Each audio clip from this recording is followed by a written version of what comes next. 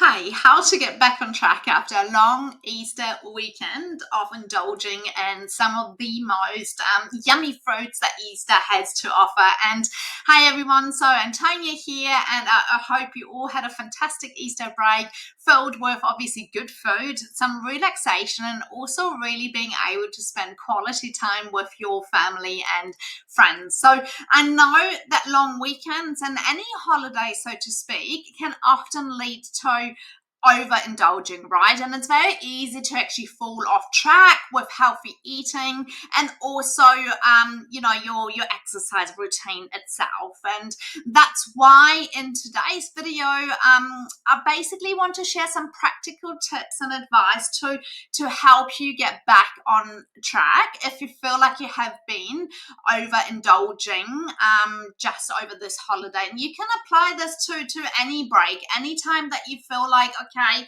I've eaten a little bit too much and I feel like maybe I've put on a bit of weight or I haven't made any progress. So this video is going to be really helpful for you. But first and foremost, I want you to understand that, it's not easy to lose weight if you have an all or nothing mindset. So if you feel like you've slightly gone off track and what's the point, and you're feeling guilty and all of that, shame that can often come with overindulging, I want you to put that aside and I want you to use this as a learning opportunity, because at the end of the day there's no point to beat yourself up for enjoying some yummy food, right? Because that is the point about holidays. They're supposed to be enjoyed, and it's okay to indulge in some of your favorite foods, right? You want to be able to create a sustainable approach to weight loss, but you've got to get over that all or nothing mindset. So that's really, really important.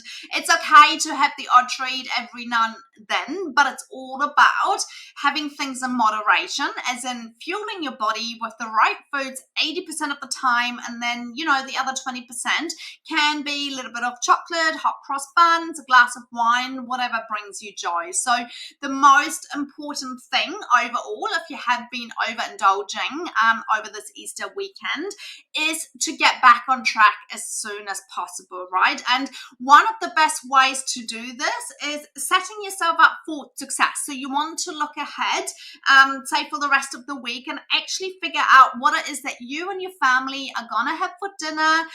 If you're eating snacks, what snacks are you going to have?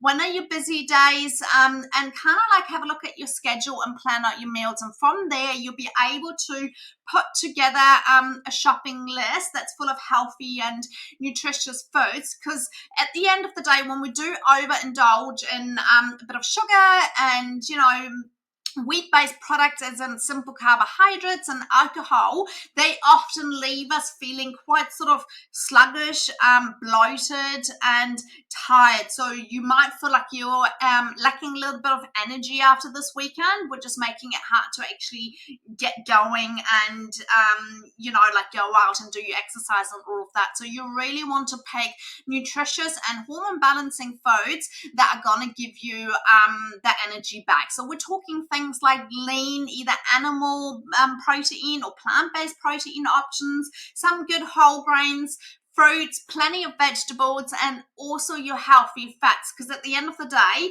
if you construct your meal with a good quality protein and a healthy fat, they are gonna make you feel full for longer, and it's also gonna be more satiating, and you're gonna avoid that drastic drop in blood sugar levels where you feel like you need another 3 o'clock coffee just to tie you over until the end of the day. So if you, apart from planning your meals and figuring out what you're going to have to eat, if you are ready to take this one step further, then I want you to consider the power of actually tracking your food intake and using a method called calorie cycling. And bear with me, and I'm going to dive into what that looks like and what that actually means and how it can help you. So essentially, menopausal women, so if you're going through perimenopause or menopause, sometimes it's not enough to just do the clean eating and to move your body. You need to be a little bit more structured about your approach, and that's exactly what food tracking offers you to do. So you can use a free app called MyFitnessPal that allows you to track and record your food so you actually see where you're at with your nutrition, because most of us either fall into the category of chronically under eating because we're trying to lose weight and our metabolism has slowed down, so we're not burning the food, or perhaps you might be overeating but you don't know what it is that you do until you get into food tracking and calorie cycling, which once you do your food tracking, you then incorporate calorie cycling. So it's essentially a method where you have low calorie days and calorie days that are higher, because your body doesn't need you to follow, say, 1500 calories every single day on the dot in order for you to see results. It's over a 7-day average what really matters, and this is going to give you great flexibility so you can also focus on social outings, because you can have lower days on days where you're more in control of your food choices, and then if you're going out for a family meal or you've got a birthday party to go to, you can have higher calorie days. So at the end of the week, you're getting the best of both worlds, essentially, where you can have a social life and you can still hit your calorie target, which is wonderful. It's literally allowing you to structure your nutrition to make it sustainable, and that's exactly what I do with my coaching clients as well, so they can harness the power of calorie cycling. So another thing, practical tips outside of food tracking and calorie cycling is to obviously make sure that you have control over the amount of food that you eat, and it could be as simple as having a smaller plate where you put your food on there, because then you're tricking your brain, making it think that you're getting a decent meal, but actually you have been cutting some calories. So that's another really easy one to implement if you feel like your stomach has been a bit stretched and you're more hungry after the long weekend. And thirdly, obviously, you don't want to forget about movement and exercise itself. So you want to, if you have been working out or you're generally quite consistent, obviously you want to get back into your workout routine. It can help you boost your mood, give you more energy, rev up your metabolism, and also help you burn some of those extra calories that you may have gained from eating those Easter goodies over the long weekend. And if you don't have an exercise routine, simply moving more, like making sure that you're getting enough steps in throughout your day. You don't have to commit to, an hour's worth of a walk.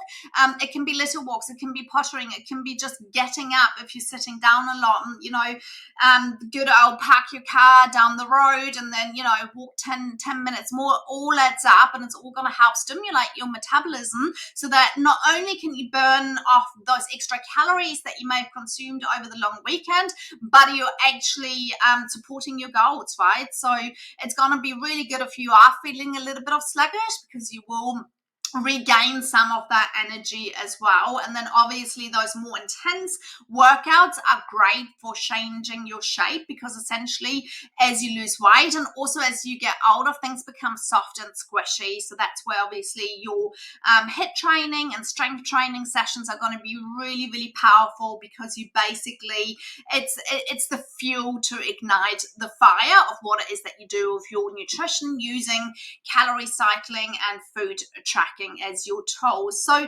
lastly, it's really important to just be kind to yourself, because getting back on track after a long weekend can be challenging, especially if you have developed more of an appetite and you finding yourself you're getting some cravings.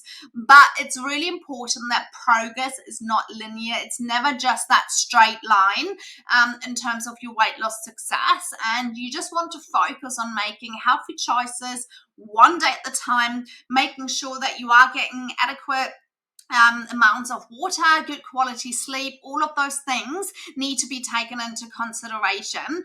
And also don't forget to celebrate your small victories along the way, because often we can get quite overwhelmed looking at the end vision, and the end of the tunnel might seem so far away.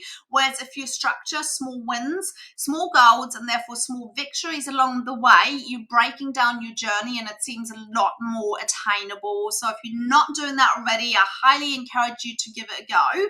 And going back to the calorie cycling, I have created a free guide which breaks down exactly how to harness the power of calorie cycling so that you can still actually eat and enjoy your favorite foods, attend social outings, but still actually be on track with your weight loss goals. And if you do want a copy, you can either comment below, just guide, or shoot me a message and I'll send it over to you, because the power of actually knowing what it is that you eat and how much you eat is invaluable, right? So you basically you've got proof in the pudding, and then you actually finally know if you know where you're at and where you need to make some changes. And especially if you feel like you're not getting the traction with your weight loss results, honestly, that's why a one size fits all might work in your 20s. It might work if it might work for your husband because they don't have all those hormonal shifts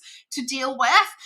But women going through perimenopause, menopause, and beyond, unfortunately, you've got to be a little bit more strategic in order to move the needle in the right direction so that you can see results. And it's also really important to remember it's about progress, not perfection. This used to take me years. Like, my expectation for myself, my diet, everything in life was so incredibly high that I would just get quite defeated, leaning to the all or nothing mentality, which I mentioned at the beginning of this video, which is really unhealthy for your overall mental health and well-being, and it doesn't support your goals. So it's really important to take it one day at a time, focus on progress, not perfection, and you're gonna find that you will get traction, you will get results, and it's not gonna be so miserable along the way. So thank you so much for tuning in. Be sure to like and subscribe, and don't forget to also